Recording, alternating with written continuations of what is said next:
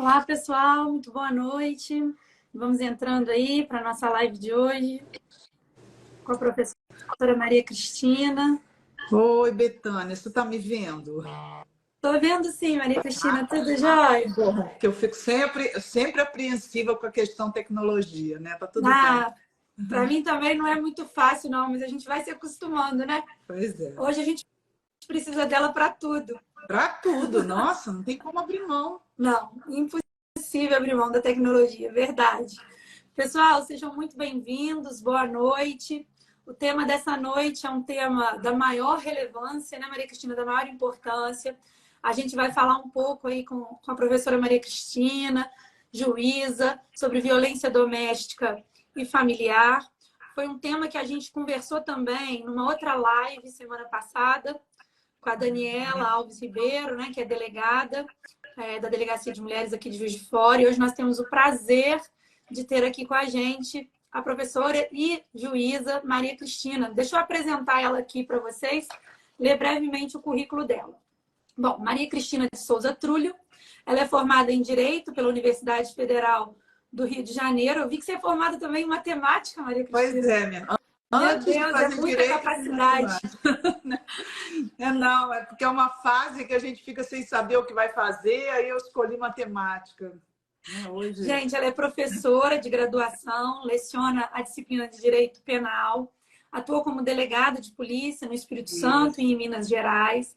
Atualmente, ela é juíza de Direito no Tribunal de Justiça de Minas Gerais e, recentemente, ela assumiu a vara de violência doméstica e familiar da comarca de Juiz de Fora.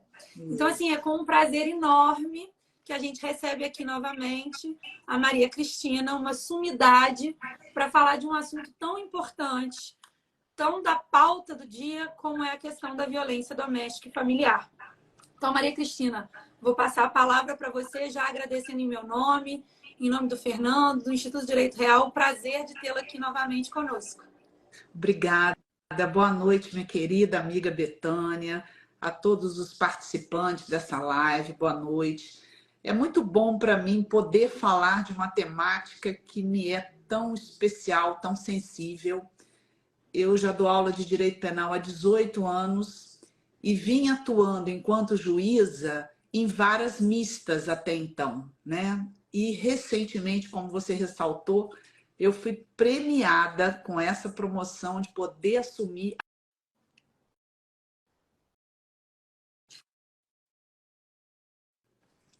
Então, eu consegui realizar, juntar com essa promoção algumas realizações, estar trabalhando em Juiz de Fora, que era um objetivo também para mim, né?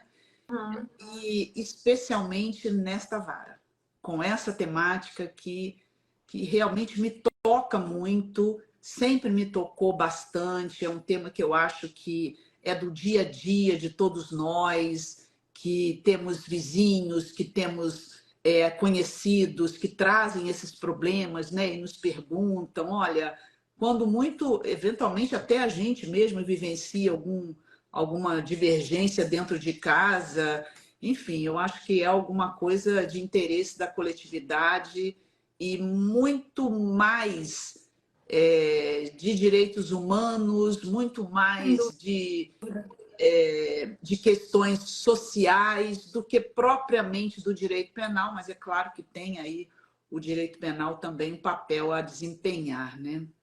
Isso mesmo, Maria Cristina. Um tema tão... Eu estava comentando isso com a Daniela na última live, um tema tão cheio de mitos, né? Ah, a culpada é a mulher, se ela fica porque ela gosta de apanhar. Isso não acontece com mulher da classe média, isso acontece com mulher na periferia, enfim. São tantos os mitos que precisam ser discutidos, debatidos e derrubados sobre esse tema, né? E aí, Maria Cristina, eu queria que você começasse falando para a gente um pouquinho sobre os tipos de violência doméstica e familiar. O que ocorre mais comumente são procedimentos relacionados ao crime de ameaça, previsto no artigo 147 do Código Penal, também em relação à contravenção penal de vias de fato e ao artigo 129, parágrafo 13 do Código Penal. Essas são as infrações penais mais comuns, mais corriqueiras. mas eventualmente aparece um caso de estupro também no meio familiar, né? O que é assim bastante pesado, né? Esse tipo de processo é um Sem processo dúvida. mais pesado e muitas vezes acompanhados de requerimentos de medidas protetivas. Os requerimentos de medidas protetivas, eles surgem na rotina da vara num número muito maior do que propriamente os expedientes criminais, porque o requerimento da medida socioeducativa, ele não exige, ou melhor, o seu deferimento não exige que a pessoa ofereça representação pela ameaça ou que ela noticie ter sido vítima de uma contravenção penal ou de uma lesão corporal. Ela pode requerer a medida protetiva independente do procedimento criminal. Então, o número de medidas protetivas diário é muito significativo. Também o E número qual do seria, processo. qual seria a natureza jurídica dessa medida protetiva? Ela tem A caráter medida, satisfativo? ela tem caráter satisfativo, ela é examinada numa cognição sumária, ou seja, a gente não aprofunda para buscar saber o que o réu vai alegar, não apresenta, não admite contestação nos autos da medida protetiva, apresentação de prova, nada Não disso. vai ouvir O exame o agressor não, nos no autos da medida âmbito protetiva? não, nos autos da medida protetiva, não. A gente concede a medida protetiva. É claro que a gente busca ali, naquele expediente, com poucas informações, alguma lógica, alguma coerência, porque o que a gente constata é que algumas questões familiares que deveriam ser resolvidas no âmbito da vara da família são transferidas para a vara da violência doméstica. Então, a gente procura cuidar muito disso, porque, pelo menos, é o entendimento que eu tenho, né? As questões que podem ser resolvidas na vara de família devem ser resolvidas lá, e não no âmbito de uma vara da violência doméstica, que é uma vara criminal. Então, a gente procura fazer essa filtragem. As questões familiares, que não envolvam violência, que não envolvam ameaça, muitas vezes elas são trazidas para a gente através de um pedido de medida protetiva. Mas, nesse caso, a gente indefere. Né? Quando a pessoa Entendi. vem, eu estou me desentendendo com ele porque a gente não chega a um acordo em relação à partilha de bens. Não, essa não é uma questão da violência doméstica, essa é uma questão para resolver na vara de família. Então, ainda há um equívoco, até mesmo de alguns profissionais, né, que orientam os seus clientes nesse sentido. Mas a vara da violência doméstica não pode suprir o papel da vara de família, né, que é onde se deve resolver as questões de família. Em havendo violência, em havendo grave ameaça, aí sim se justifica o pedido de medidas protetivas. A gente tem até alguns pedidos, deixa eu me entender isso aqui se eu estiver errada, que envolvem questões ligadas à área de família, como, por exemplo, você poderia requerer alimentos como numa medida protetiva? Pode sim, pode requerer alimentos. Mas desde que esse requerimento de alimentos se faça necessário, justamente porque houve uma questão de violência, ou ameaça, ou via de fato. Nesse contexto, a pessoa pode pedir o afastamento do agressor de casa e pode pedir os alimentos, sim.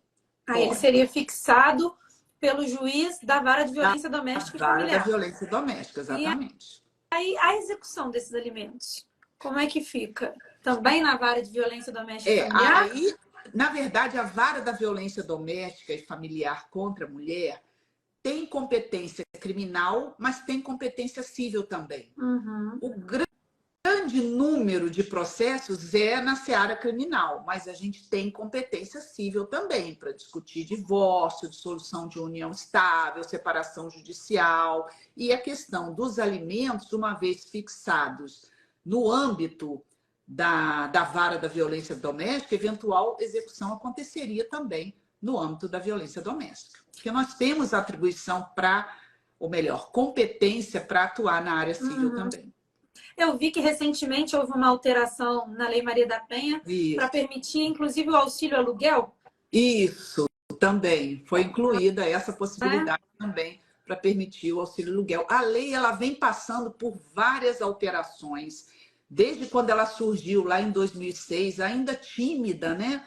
Porque Uhum. quando ela surgiu, eu, na minha percepção enquanto profissional, eu acho que ela surgiu muito mais para dar visibilidade ao problema, aos problemas, né? Relacionados à violência doméstica, e naquele momento a gente teve que superar uma história de preconceito, como você mencionou, né? Esse preconceito em relação à mulher que permanece vinculada a alguém que a Uhum. agride, que a ameaça, e a crítica que se faz a essa mulher, né? Ah, porque ela está apanhando e continua com esse marido, Isso, porque ela está sofrendo ameaça e continua. Ah, então ela gosta disso, ela aceita isso. A questão é muito mais sem complexa, dúvida. né? A gente não tem condição de fazer uma análise superficial assim, a ponto de afirmar que se a mulher apanha e continua com o companheiro é porque ela gosta. Isso é uma avaliação totalmente equivocada, porque existem uma história de relacionamento, de dependência econômica, de dependência afetiva, de filhos, enfim. E muitas vezes a mulher não tem onde ficar, ela não tem Sim, para onde sim. ir, né?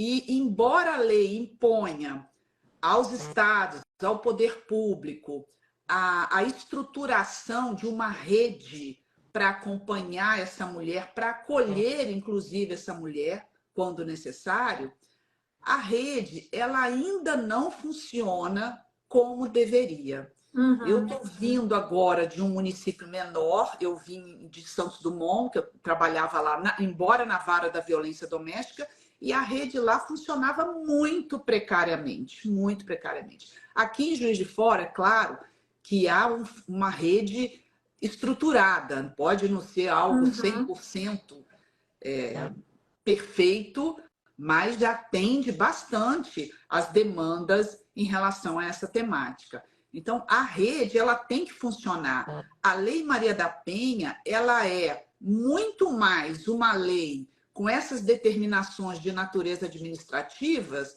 do que uma lei propriamente de natureza penal, até porque só tem um crime na lei. Né? E quando ela surgiu em 2006, nem tinha esse crime previsto na lei, que é o Uhum. crime previsto no artigo 24A, que é o descumprimento de medida protetiva. Hoje existe um crime previsto na lei. Os outros crimes, eles estão previstos no Código Penal. Uhum. Então, a lei Maria da Penha, ela não surgiu para trazer tipos penais que antes inexistiam. Não é isso. Os tipos penais já existiam e já possibilitavam a punição de qualquer pessoa que praticasse um crime contra homem, contra mulher. Né? Não havia a necessidade de haver a tipificação de novos crimes. Só que a lei ela trouxe uma abordagem especial, né? Uma Uhum. determinação da criação de uma rede de atendimento e o mais importante que eu acho que foi o papel da lei, né? De dar visibilidade, de forçar um diálogo, de fazer a sociedade, a família, o poder público, né? Todos interagirem num problema que interessa a toda a coletividade, né? Eu acho que a lei foi muito importante. Sem dúvida. Eu já ouvi falar muito de que a Lei Maria da Penha é uma lei de vanguarda, que é uma das 3 melhores leis do Isso, mundo sobre é. violência doméstica e familiar. E era até uma pergunta que eu ia te fazer. Você acha que a lei realmente ela é uma lei boa? Porque a gente vê tantas alterações, né? Assim, já teve o quê? Isso. Umas 8 alterações na Lei Maria da Penha? Eu Quer não dizer, saberia dizer quantas uhum, exatamente, mas no mínimo muitas. 5, né? 6, Uhum, por aí, né? E algumas alterações foram se fazendo necessárias à medida que ela foi sendo colocada em prática. Uma das recentes alterações incluiu a possibilidade de encaminhamento do agressor para grupos de reflexão a uhum. título de medida protetiva. né? Então, a gente não precisa guardar o processo criminal para estabelecer como condição para a concessão do sursi, por exemplo, a obrigatoriedade do réu de frequentar grupos de reflexão. Hoje existe essa determinação como medida protetiva. E isso é fundamental. Sim. Né? As pessoas que agridem normalmente são pessoas que vivenciaram a agressão dentro de casa e que naturalizaram isso, né? Então, não adianta a gente simplesmente condenar, achar que o direito penal vai resolver aquele problema. É preciso que essa pessoa tenha uma orientação, tenha um acompanhamento adequado para que ela possa reaprender algo que ficou esquecido lá atrás, que foi distorcido em algum momento da sua formação. Sim. Né? É bastante complexo isso, né? É um tema muito complexo. É complexo, sim. Mas achar que simplesmente punir, aplicar uma pena e pensar que o direito penal vai resolver é um grande equívoco. Com certeza, sem dúvida. Maria Cristina, a Daniele Torres está perguntando o que é preciso, o procedimento para requerer a medida protetiva. Oi, Dani. Dani, tudo bem? Me orientando. O Dani e outros participantes, a medida protetiva, ela pode ser requerida através de um advogado, sempre, né? Nenhum problema quanto à figura do advogado aparecer aí, já no requerimento da medida protetiva, mas o advogado não é imprescindível para o requerimento de medida protetiva. A vítima, ela se dirige diretamente à delegacia e lá mesmo, perante a autoridade policial, ela já faz esse requerimento. O delegado tem 48 horas para concluir o procedimento da medida protetiva e encaminhar ao juiz, e o juiz tem 48 horas para decidir. Na nossa vara, aqui em Juiz de Fora, a gente vem tentando nem chegar aos 48 horas, fazer isso num tempo menor, mas a gente ainda recebe expedientes da delegacia, às vezes requerida em alguma instituição da cidade, através de um advogado, e às vezes demora um pouco na elaboração desse requerimento nessas unidades de atendimento, mas quando chega na vara, a gente está priorizando isso para sequer as 48 horas serem ultrapassadas, porque é algo que não pode esperar. É claro que muitas vezes o requerimento ele é apenas para que o agressor não entre em contato com a vítima, não telefone, não mande mensagem, não se aproxime dela, porque eles já moram separados. Então, não é tão traumática uma decisão de acolher esse tipo de medida protetiva, mas muitas vezes é de afastamento do agressor do lar. E não tem como a gente parar para ouvir o que o requerido tem a dizer sobre isso, porque a gente não pode arriscar. Né? A prioridade aí é assegurar o bem-estar da vítima, que pode estar na iminência, em tese, de ser vítima de um feminicídio. Então, o que a gente quer, ao deferir uma medida protetiva, é evitar um mal maior, né? E a gente nunca sabe quando esse mal maior está na iminência de acontecer. Então, as medidas protetivas, elas são deferidas com base naquilo que a vítima relata, salvo se houver alguma contradição ou alguma incoerência no pedido à luz da Lei Maria da Penha, em regra, elas são deferidas. E aí, Maria Cristina, quais são as provas necessárias? Né? O que o advogado tem que juntar para requerer essa medida protetiva com chance de êxito? Ou seria realmente só o relato dos fatos já o suficiente? Basicamente é o relato. E considerando esse relato, às vezes a gente percebe alguma contradição. Por exemplo, a vítima diz, olha, a gente está discutindo, a gente está se desentendendo, porque há uma casa que a gente precisa partilhar, mas ela não informa que houve uma violência ou que houve uma ameaça, mas leva para a gente questões, como eu disse, que são da vara de direito de família. Então, quando a gente não detecta essa incoerência no relato da vítima, normalmente é deferida. com base unicamente naquilo que a vítima apresenta. Entendi. É claro que pode a vítima se valer de uma lei que hoje, sabidamente, as pessoas têm acesso, né? Os meios de comunicação noticiam a toda hora. Então, é possível que, em tese, uma mulher se aproveite da proteção da lei para agir de forma prejudicial ao seu companheiro, seu marido, seu namorado ou ex-namorado? Em tese, isso é possível, sim. Mas não é a maioria dos casos. A gente sabe que não é a maioria dos casos.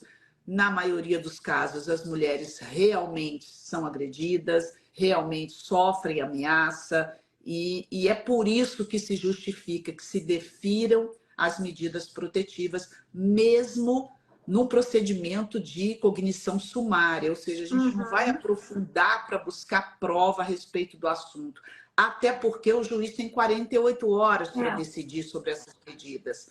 Ele não tem tempo para fazer essa coleta de provas. Então, a gente age para evitar um mal maior que, em tese, pode surgir a partir daquele relato. E aí, Maria Cristina, uma outra pergunta com base no que você está dizendo. Há necessidade de, no relato da vítima, ficar caracterizada a prática de algum tipo penal, de algum crime que tenha sido cometido pelo ofensor para que a medida seja deferida ou não? Não. Hoje não. Houve alterações também na lei nesse sentido, que independente da ocorrência de um crime, realmente de um fato que a gente consiga amoldar a um tipo penal, independente disso, as medidas protetivas podem ser deferidas. Porque a ideia é que, mesmo que hoje não haja um crime, é possível que esteja na iminência de ocorrer esse crime. Né? Então, elas também servem não só para evitar um crime mais grave, mas para evitar a configuração de um crime. E aí, outra pergunta também com base no que você estava colocando.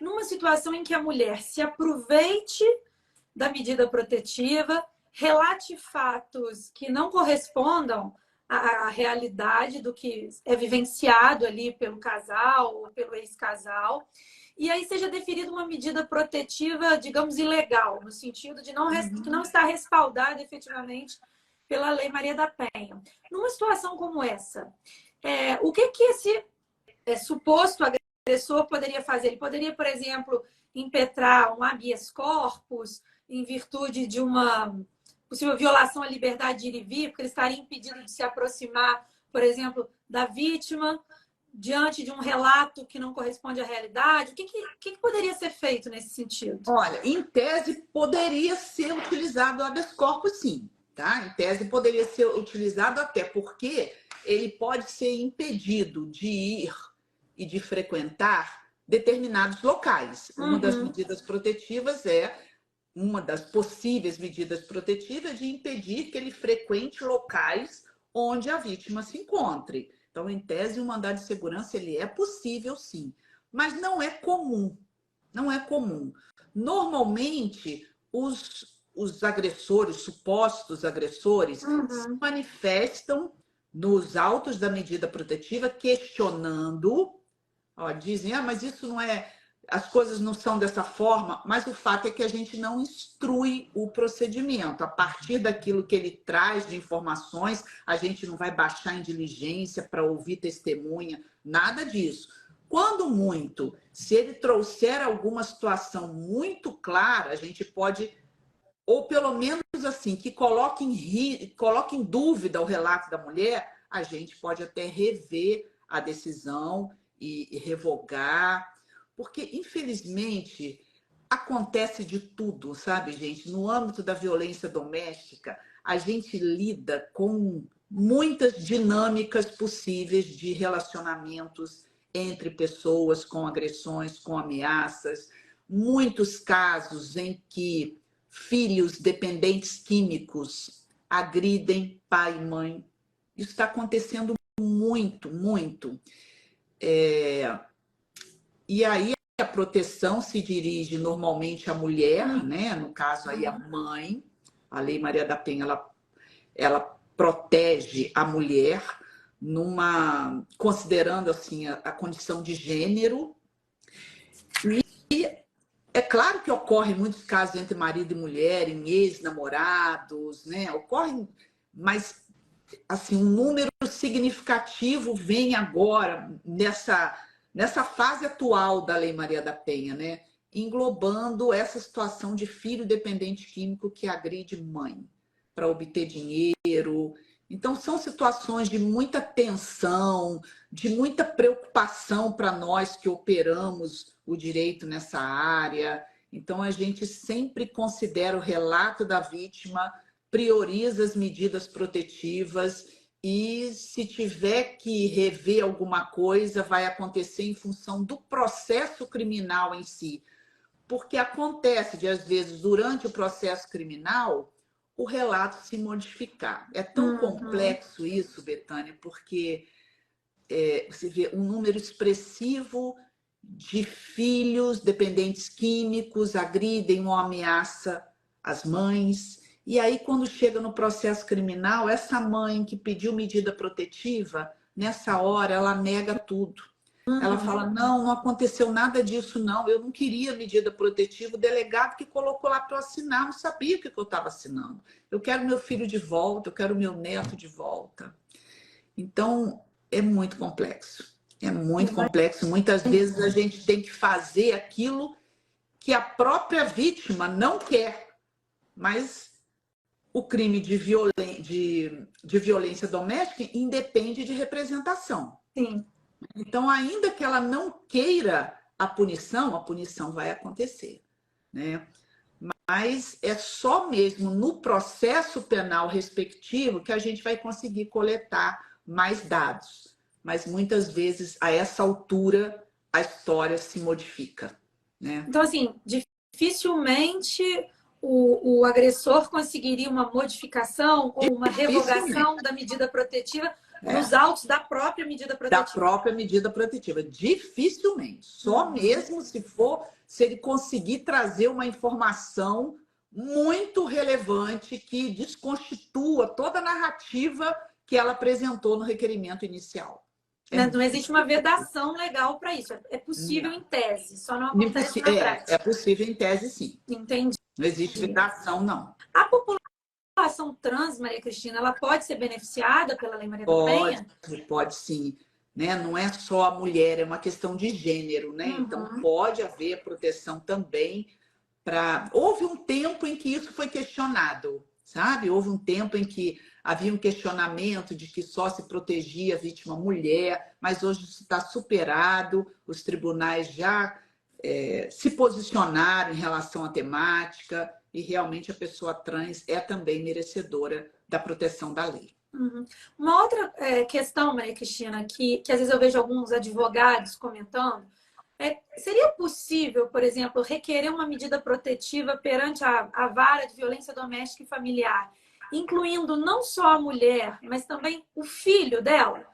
O filho desse casal, se o homem, ao agredir a mulher, ou usa o filho para agredir a mulher, que é algo que a gente vê na prática, principalmente, como você disse, né, numa situação de divórcio litigioso, que são questões do direito de família, é muito comum a gente ver o homem e a mulher também, né, usando a criança para atingir o outro. Seria possível? Possível. É possível, sim, porque a medida protetiva de afastamento da vítima, ela também possibilita que alcance testemunhas ou familiares dela. A lei, da forma como ela elenca a medida protetiva, ela já admite isso. A possibilidade da extensão a familiares e testemunhas. Então, se houver notícias de que familiares ou testemunhas também estejam em risco, a medida pode ser estendida, sim. E aí uma pergunta de uma civilista agora, né? Sou eu uma criminalista. Numa situação, por exemplo, em que se esteja discutindo numa vara de família uma questão de alienação parental, por exemplo. Essa alienação parental, ela serviria para justificar a extensão de uma medida protetiva ao filho menor?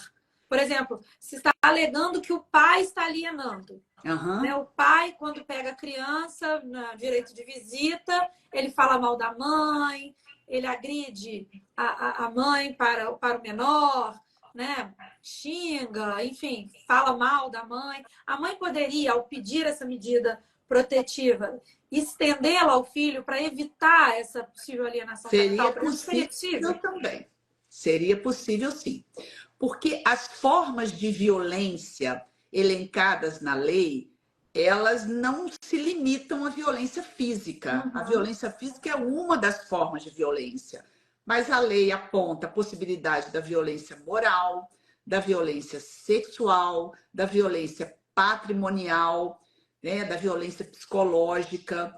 E dentro do âmbito da violência moral está justamente a possibilidade do agressor aí, no caso requerido, ele praticar crimes contra a honra, em detrimento da sua mulher, da mulher, né? Então, há possibilidade, sim, à medida que esse filho pode estar ouvindo ofensas relacionadas à honra da sua mãe, ela pode, sim, pleitear medidas protetivas em função da violência moral, que no caso da lei Maria da Penha, perdão, penso sempre na lei 9.099, mas na lei Maria da Penha, 11.340, a violência moral está ligada aos crimes contra a honra. É porque, normalmente, quando a gente estuda o direito penal comum, a gente relaciona a violência moral à ameaça e a violência física à agressão propriamente dita. Só que na Lei Maria da Penha, a violência moral está ligada aos crimes contra a honra, enquanto o crime de ameaça é abarcado na violência psicológica. Entendi. É uma nomenclatura específica da lei para essas modalidades de violência. Outra pergunta, Maria Cristina, eu cheia das minhas dúvidas aqui, né? Existe alguma possibilidade de um juiz cível aplicar uma medida protetiva? Existe alguma hipótese em que isso pode acontecer? Existe, sim. Há essa possibilidade do juiz cível aplicar a medida protetiva se, por exemplo, durante um processo de divórcio que está em curso ou dissolução de união estável, a pessoa pode pleitear a medida protetiva e é possível que o juiz civil e aí vai estabeleça. Ser pleiteada nos autos da própria ação de divórcio? Como é que é esse procedimento? Ele pode ser, em regra, ele vem à parte da polícia para a gente, porque a pessoa, em regra, noticia um crime. Como ela noticia um crime e, ao mesmo tempo, ela precisa da medida protetiva, o inquérito vai demandar mais tempo para ser concluído. Então, a medida protetiva tem que chegar na mão do juiz em 48 horas. Por isso que é feito em separado. Né? Feito em separado, porque a medida protetiva tem que chegar na mão do juiz em 48 horas, enquanto o inquérito vai tomar muito mais tempo. Tá? Mas isso não quer dizer que necessariamente a medida protetiva vai ser requerida em separado. Ela pode ser requerida nos autos de um divórcio perante juiz cível, ou no juiz de família, né? Enfim, não há essa obrigatoriedade de ser o juiz da vara da violência doméstica. É claro que o ideal é a especialidade, mas nessas questões de violência doméstica, o juiz de família e o juiz da vara da violência doméstica, eles andam ali fazendo um trabalho muito próximo, né? Com conteúdo que pode se aproximar muito, né? Ou seja, o juiz da vara de família pode ter que lidar com medidas protetivas da mesma forma que o juiz da vara da violência doméstica pode atuar, presidir processos relacionados a divórcio, separação judicial, enfim, dissolução de união estável, é possível. Então, mesmo numa comarca, como por exemplo aqui em Juiz de Fora, onde nós temos uma vara especializada em violência doméstica e familiar, a parte poderia requerer essa medida protetiva diretamente ao juízo de família? Poderia. Aqui não é o que ocorre normalmente. Né? A gente recebe porque as pessoas buscam essa especialização, mas é possível. É possível. O juiz não poderia alegar uma incompetência em razão da matéria, por exemplo. A matéria afeta o direito de família também. Interessantíssima essa possibilidade, né? Porque eu acho que realmente muitos advogados nem sabem disso ou não fazem uso dessa possibilidade. A ideia do legislador é facilitar ao máximo que essa mulher busque a proteção da qual ela necessita, né? Então, se houver uma burocratização, olha, você tem um processo aqui, mas aí para você pedir isso, você tem que ter outro. Para você pedir aquilo, você tem que ter mais um. Né? Essa burocracia torna ineficaz o atendimento especializado do qual a mulher precisa, né? Sim. Então, em relação às medidas protetivas, isso é prioridade.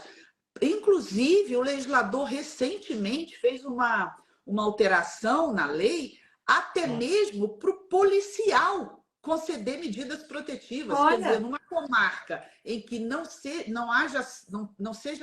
vamos supor, um município onde não seja sede da comarca, o policial, a autoridade policial ou até um policial comum pode conceder medidas protetivas e implementar, e depois submeter a avaliação do Poder Judiciário. Entendi. Justamente para que não seja burocratizado. A coisa é muito urgente, né? É certo que muitas pessoas que ameaçam não cumprem essa ameaça, felizmente, né? Mas a gente não sabe quando é que vai ser uma situação excepcional. E a gente vive num país onde muitas mulheres, infelizmente, morrem pelo simples fato de serem mulheres. Né? O número também é significativo, muito. né? O número de feminicídios é um número significativo. Então, até mesmo um policial de um município que não seja sede de comarca, ele pode ali mandar um sujeito sair de casa e comunicar isso posteriormente ao juiz, para o juiz rever. Muito interessante essa possibilidade. Realmente a lei ela traz uma amplitude enorme de possibilidades que infelizmente a grande maioria das mulheres desconhece, né, Maria Cristina? Talvez também. Eu acho que já melhorou em relação lá em 2006, quando surge a lei e quando há um olhar ainda de muito preconceito, né, para essa mulher, né? Ah, por que não tem o Dia do Homem? Por que tem o Dia Internacional da Mulher e não tem o Dia do Homem? Por que tem lei para mulher e não tem lei para homem? Mas eu acho que houve uma melhora, sabe? Houve uma conscientização.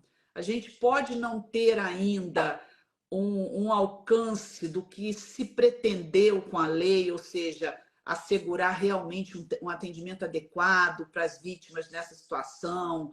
Há falhas, eventualmente, na rede, ainda há, mas eu acho que a gente já cresceu bastante em termos de amadurecimento quanto a essa temática. Eu acho que a população agora fala sobre isso com menos preconceito do que falava outrora, né? Ainda há preconceito contra a mulher, claro que há, mas eu acho que já melhorou bastante, sabe? Sem dúvida. E aí, Maria Cristina, entrando num segundo aspecto em relação a essas medidas protetivas, que é a questão do descumprimento da medida protetiva. Porque a gente sabe que o primeiro passo é obter a medida protetiva. Mas é muito comum demais, né? O descumprimento da medida protetiva. E aí você ainda já mencionou na sua fala a questão do artigo 24A da Lei Maria da Penha, que capitula, né, como crime o descumprimento em si da medida protetiva. E aí, como seria esse procedimento, Maria Cristina?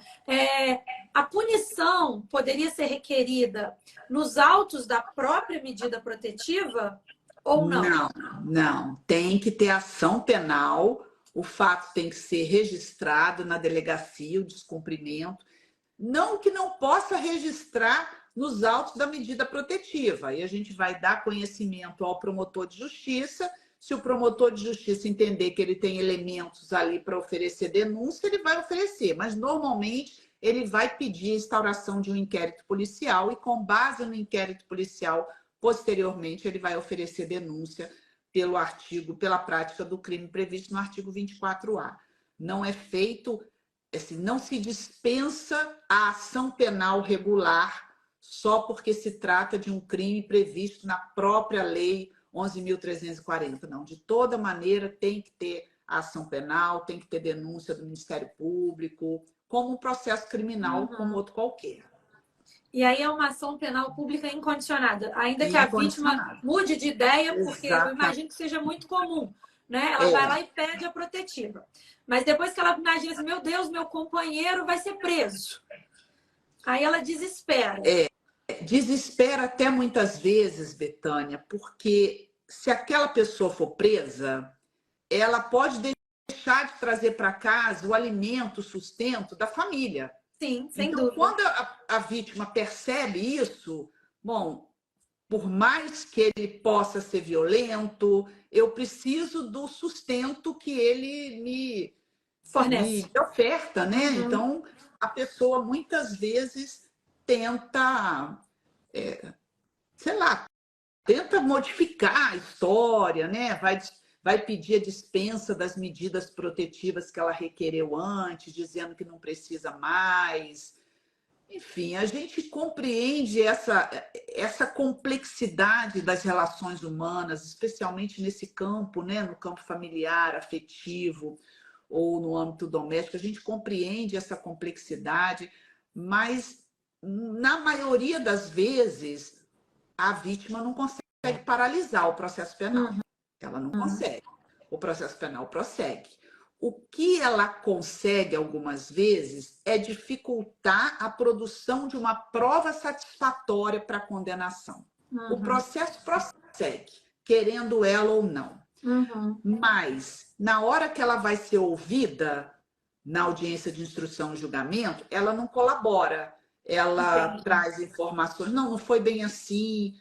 Ele falou alto, mas ele não me ofendeu, ele não me agrediu. E aí, para fins de condenação, enfraquece muito o conjunto probatório, porque a informação mais relevante que a gente pode ter numa instrução desse processo penal nesse tipo de crime é justamente o relato da vítima. As condenações, muitas vezes, elas se baseiam exclusivamente no relato da vítima. Mas esse relato tem que ser coerente, é claro, né? A gente busca verificar o que ela falou lá na polícia, o que ela está falando agora. A gente compara com o que o policial falou, que ela informou por ocasião da convocação do policial para comparecer ao local. Então, a gente compara essas informações para ver uma coerência e, obviamente, para condenar, tem que ter um mínimo de elementos probatórios, né? A gente não pode condenar uma pessoa exclusivamente com base nas informações do inquérito policial. Então, mesmo que lá no inquérito policial ela tenha alegado alguma coisa contrária ao réu, né? Satisfatória para a condenação, se não houver nenhum elemento de prova coletado na instrução que respalde aquilo que foi alegado no inquérito, o caso vai ser de absolvição. Mesmo que intimamente a gente, poxa, provavelmente a verdade está lá atrás, mas se eu não tiver elementos no processo, eu não posso condenar ninguém com base em elementos apenas de investigação, né? Ou seja, elementos colhidos durante o inquérito policial. Então, ocorrem absolvições de pessoas que a gente até intuitivamente acha que praticou a conduta. Mas isso também não é uma particularidade só da vara da violência doméstica, na vara criminal também. Eventualmente, a gente tem uma percepção de que, pelos próprios antecedentes da pessoa, né, tudo indica, pela forma, pela execução do crime, tudo indica, mas se não tiver uma prova, a gente absolve também. Na dúvida, o caso é de absolvição. E, enfim, não quer dizer que não seja eficaz, que não tenham sido eficazes as medidas tomadas, porque só de uma pessoa responder a um processo criminal já é algo bastante traumático para uma pessoa. Com certeza, sabe? sem dúvida. Mesmo que haja uma absolvição, aquilo, né, pode contribuir para resolver um problema ou para mudar as relações familiares de pessoas, né? Então, é importante que exista a rede, que exista a vara, que exista esse atendimento especializado, mesmo que a gente não consiga ser perfeitos, né, na nossa avaliação em relação à condenação, à absolvição. E aí, Maria Cristina, deixa eu te perguntar uma coisa que me ficou aqui na cabeça. Qual é o prazo que a autoridade policial teria para finalizar um inquérito envolvendo descumprimento da medida protetiva. Eu estou te perguntando isso porque eu fico imaginando o seguinte: é deferida uma medida protetiva. Aí o ofensor descumpre essa medida protetiva. A vítima precisaria de uma resposta do judiciário, assim, uma aplicação, não sei, uma tornozeleira eletrônica ou uma prisão preventiva com a maior brevidade possível, porque ele pode realizar aquela conduta, por exemplo, que ele está ameaçando.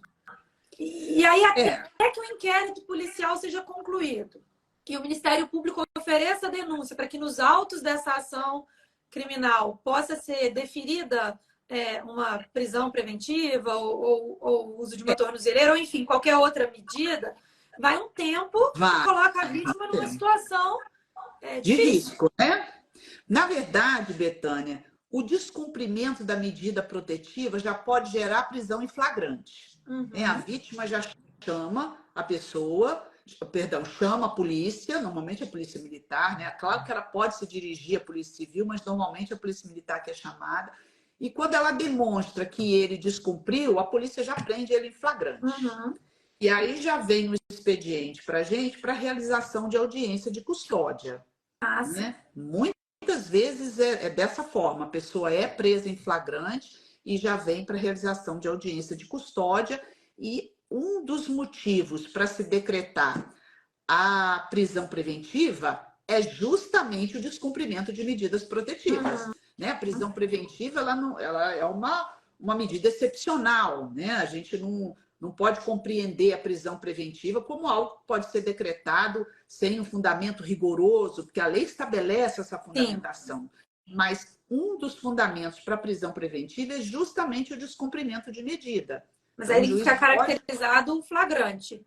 Isso, tem que ficar caracterizado o flagrante. Se não ficar caracterizado o flagrante, aí ela pode noticiar isso nos próprios autos da medida protetiva e aí o juiz pode decretar a prisão preventiva. Os autos da protetiva. Da protetiva. Pode ser, a prisão preventiva pode ser decretada a qualquer momento, no inquérito, no processo. Também há uma previsão bem específica em relação a isso no artigo 20 da Lei 11.340. A prisão preventiva pode ser decretada a qualquer momento. E também no âmbito da própria medida protetiva. Né? Porque aí sim, efetivamente, protege. Porque tem que poder ser efetivado de uma forma rápida, né? Sim. Senão, exatamente, vai comprometer a eficácia, né, de toda essa legislação especial, vai comprometer. Exatamente. Isso, né? Então, é por isso até que eu te perguntei qual a natureza jurídica da medida protetiva, né? Se ela tem de fato esse caráter satisfativo, quer dizer, ela é satisfativa. Eu não preciso, mas ela, então, assim, necessariamente. Mas ela pode ser retomada. Já deu a decisão, acabou. O juiz concedeu a medida protetiva, acabou aquele expediente. Mas, se houver provocação da vítima, olha, inclusive há um questionamento, embora você não tenha abordado, mas eu acho que também é importante mencionar, em relação ao prazo de duração da medida protetiva. Eu ia perguntar isso também. Isso é uma questão muito importante e polêmica. A gente tem entendimento. Eu, por exemplo, participo de alguns eventos junto ao Tribunal de Justiça, junto a desembargadores, e particularmente uma das desembargadoras que integra a vara especializada no atendimento das questões da violência doméstica, ela é de opinião que o juiz não pode fixar prazo para a duração da medida protetiva. E, na verdade, a lei ela dá respaldo para isso, porque a lei diz o seguinte: enquanto perdurar a situação de risco para a mulher, a medida protetiva pode ser mantida. Então, de fato, ela não tem prazo máximo para ser estabelecida. Eu acho, porém, meu entendimento, e eu faço isso na vara da violência doméstica aqui em Juiz de Fora, e sempre fiz, lá em Santos Dumont também fazia, eu acho que tem que fixar um prazo. Porque senão você deixa o requerido vinculado a uma possibilidade de crime eterna. Então, eu acho que tem que ter um prazo, mas pode se prorrogar. Eu sempre fixo um prazo de 6 meses ou de 1 ano, conforme o caso, e sempre ressalto na decisão: podendo haver prorrogação se houver requerimento da interessada ao argumento da persistência da situação de risco noticiado. Então, se ela voltar, olha, e ela já é intimada disso, ó, foi deferida a medida que você pediu, as medidas, né, foram deferidas por tal prazo. Mas se você necessitar de prorrogação, você se dirige à vara, e eu não exijo nem que haja advogado, ela pode requerer no balcão da secretaria. Mas se ela fizer esse requerimento, eu prorrogo. Eu acho que a gente não pode estabelecer medidas protetivas que, como você mencionou ainda há pouco, né, restringe a liberdade de ir e vir. É claro que não plenamente, mas alguma restrição impõe. E se você não estabelecer prazo algum para isso, esse requerido vai ficar eternamente numa situação de tensão. O que, que eu posso, o que, que eu não Sem posso dúvida. fazer para sempre. Para sempre. Né? Eu acho que tem que ter prazo e tem que ser revista periodicamente, mas não fixada sem prazo desde logo.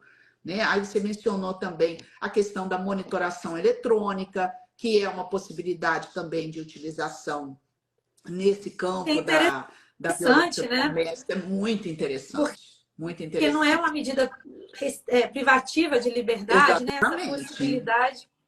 Você pode fazer isso, né? Pode fazer. Para evitar privativa de liberdade numa restritiva de direitos. Para evitar a pena privativa de liberdade, se utiliza a tornozeleira eletrônica.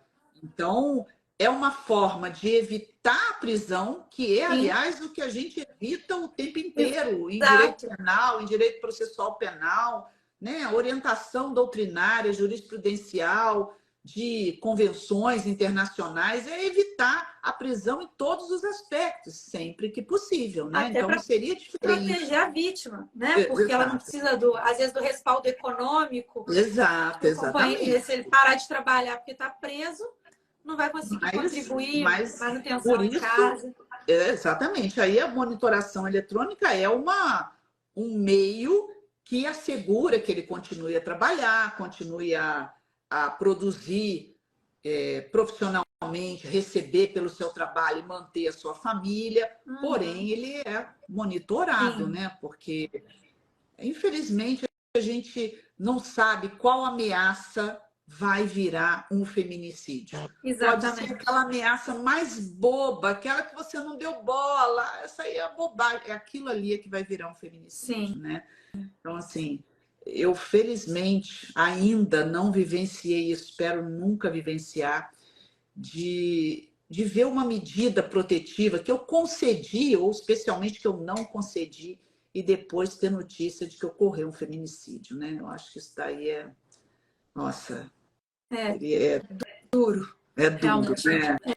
A gente pode ter muitos anos trabalhando enquanto profissional. Eu tenho 23 anos de magistratura, mas a gente se sensibiliza com determinadas situações e preocupa muito, né? A vara preocupa muito. Não é aquela vara que você pode assim, não, hoje só tem audiências cíveis, eu não estou preocupada com prisão, eu não, sabe? Não, o tempo inteiro é tudo muito urgente. O ritmo da vara é de muita urgência. Eu fico imaginando, a tensão é diária, né? O tempo inteiro.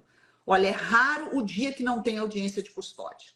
São audiências de custódia quase todos os dias. Quase todos os dias se prende alguém ou se solta alguém.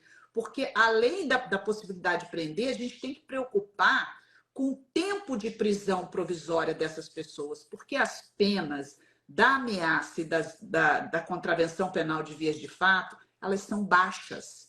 Sim. Então, quando a gente decreta a prisão por esse tipo de crime, a gente tem que controlar o processo para ele acabar muito rápido, senão a pessoa fica mais tempo presa provisoriamente do que o tempo de condenação que virá no futuro. Né? Então, a gente também não pode permitir esse tipo de coisa. Não, a pena do crime de ameaça é de 1 a 6 meses. Ah, eu vou deixar a pessoa presa 7, 8 meses? Não posso permitir isso. Né? Então, o tempo inteiro a gente tem que estar revendo as prisões todos os dias. O ambiente é de muita urgência. É um trabalho constante, né, Maria Cristina? Constante. não é uma temática complexa no sentido assim de complexidade do direito em si.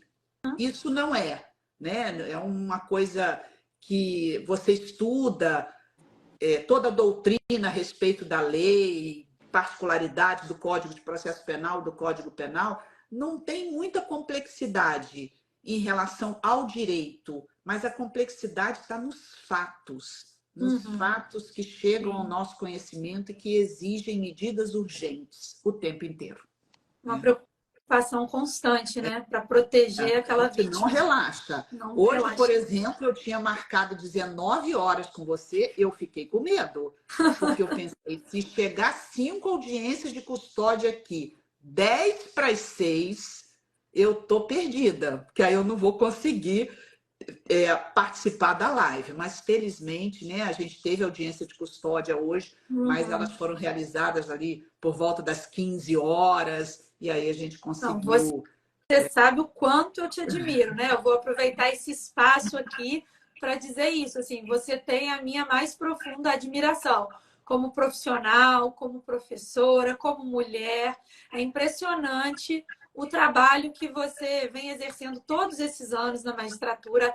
Agora é uma alegria para a população de Juiz de Fora poder contar com você à frente da Vara de Violência Doméstica e Familiar. Eu tenho certeza que o que já era bom vai ficar muito melhor, vai se engrandecer muito com a sua presença. Eu não tenho dúvida disso. E eu escuto todos os advogados dizendo isso diariamente. Que bom que a doutora Maria Cristina assumiu a vara da violência doméstica e familiar. Porque realmente, Maria Cristina, você é uma profissional exemplar.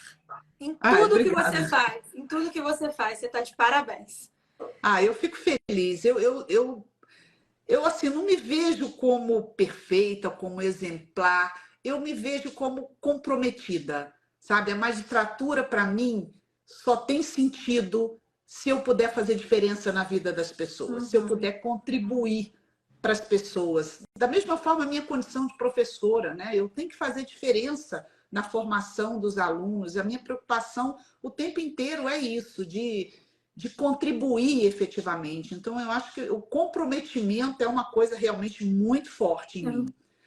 Mas a gente vai aprendendo, a gente vai aprimorando, né? A gente vai, às vezes, algo que a gente não consegue visualizar em determinado momento, é uma decisão que vem dos tribunais superiores, que faz a gente atentar para um outro aspecto que a gente não tinha atentado. O aprendizado, ele é contínuo, o direito é assim, né? Como todo, né? E isso é uma das coisas boas na nossa profissão, né? A gente está o tempo todo oxigenando o conhecimento, aprendendo. Hoje eu aprendi muito aqui com você, como sempre, aliás. Eu gostaria de te agradecer pela participação aqui hoje. Infelizmente, o nosso tempo é curto, está chegando ao fim. Já coloco aqui, assim, a nossa alegria de ter você aqui sempre e já te convidando para uma nova oportunidade. Eu sei que o seu tempo é curtíssimo, mas é sempre muito bom te ouvir, Maria Cristina. Muito obrigada por essa noite, por todos os esclarecimentos, por tanto conhecimento que você nos passou aqui hoje, viu? Obrigada, de coração. Eu também agradeço a oportunidade de ter participado.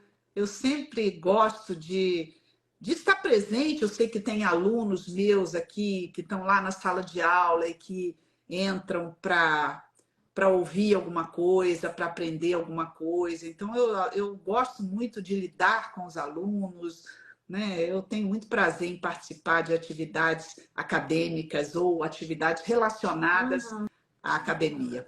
Então, outras oportunidades nós teremos de estar juntas. Sem dúvida, sem dúvida. Queria agradecer também o pessoal que nos assistiu hoje, desejar boa noite a todos, dizer que essa live ela vai ficar salva na página do Instituto Direito Real no YouTube. Então, se alguém não conseguiu assistir, ou teve que sair antes, ou entrou depois, fiquem à vontade para assistir depois lá na página do Instituto Direito Real no YouTube. Inclusive a live também com a Daniela Alves Ribeiro, que é a nossa delegada aqui em Juiz de Fora. Agora ela até foi transferida, né, para Além Paraíba. Foi para Além Paraíba, que é a cidade dela, né? Ela cidade natal dela. Isso. Também já está disponível lá no YouTube, pessoal, porque é um tema da maior relevância, né? Discutir violência doméstica e familiar. A gente precisa de todo mundo, de uma corrente, para a gente conseguir combater essa violência. Mas se Deus quiser, a gente está caminhando, né? E os nossos dados vão melhorar no país, em Juiz de Fora. Com certeza. Obrigada, Maria Cristina. Boa noite. Boa noite, noite, pessoal. boa Até noite a mais. todos, tá? Até mais.